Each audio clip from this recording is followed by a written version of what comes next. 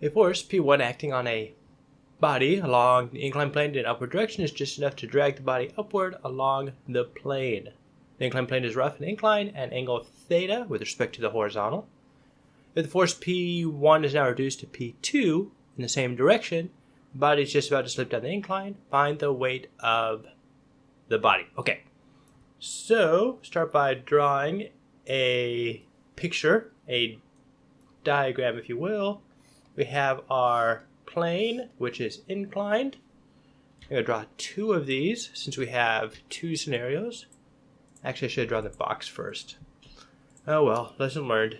Such is life. Alright, so draw our forces. I'm going to draw P1 like this, P2 like this, same direction, just a little bit shorter.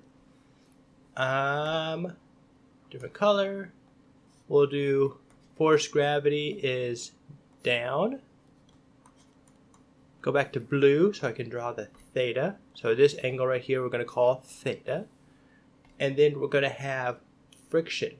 So for P1, just enough to drag the body upward. And so friction is going to oppose motion. So friction is going to force friction going this way. And for the second one, actually, I'm going to draw the friction. This is exactly the same. I'm just going to draw the friction from the bottom. It's just the way I enjoy drawing it because that's where it's the interface where the friction is happening. This one, we're told that P2 is just enough so the box doesn't slide down. So friction is going to operate in the opposite direction. All right. And it's just enough to move the box. So we're going to assume that the acceleration is 0. Let's see, what's the phrase I use? Just enough to drag the body upward. And then the same is just about to slip down. So we're going to say acceleration is, that implies that the acceleration is 0. They're just perfectly balanced. So we'll do the sum of all forces. And instead of writing just the sum of all forces, I'm going to say that the up forces equals the down forces. It's the same as saying all the forces equal 0 and then taking the negatives and moving them to one side. I like to be positive in life, so I'm going to just say that the ups equal all the downs. Same concept.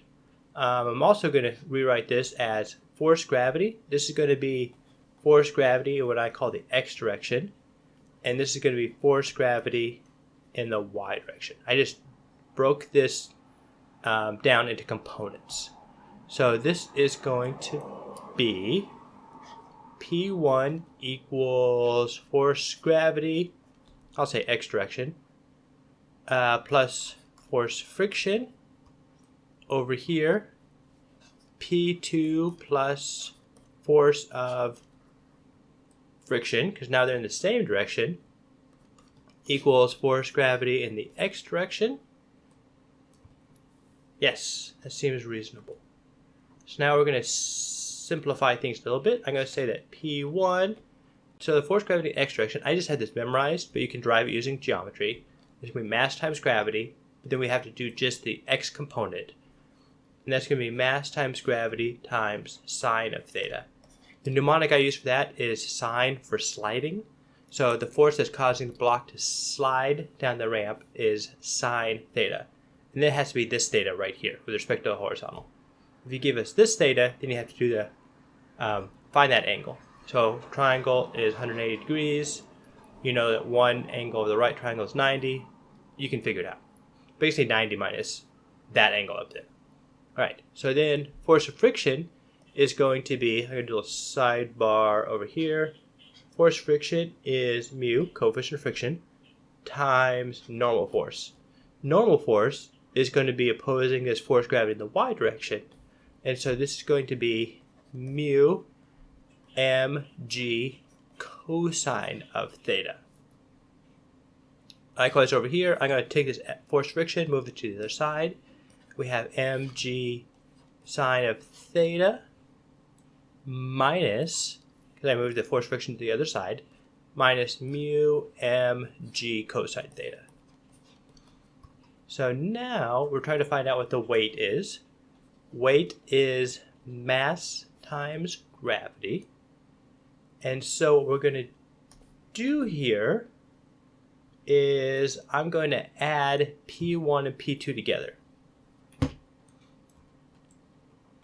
I'm going to take this, move it like this so we can just, it's easy to see what's going on, or at least easier. And so we have these two equations balanced out from a free body diagram. So we have P1 plus P2 equals 2 mg sine theta, because they're both mg sine theta and there's two of them. And then these cancel out. Mu mg cosine theta, negative mu mg cosine theta.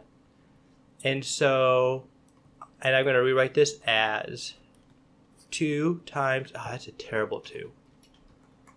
2 times weight times sine of theta. Therefore, the weight of the block is the average of the two forces, P1 plus P2 over 2, times 1 over sine theta.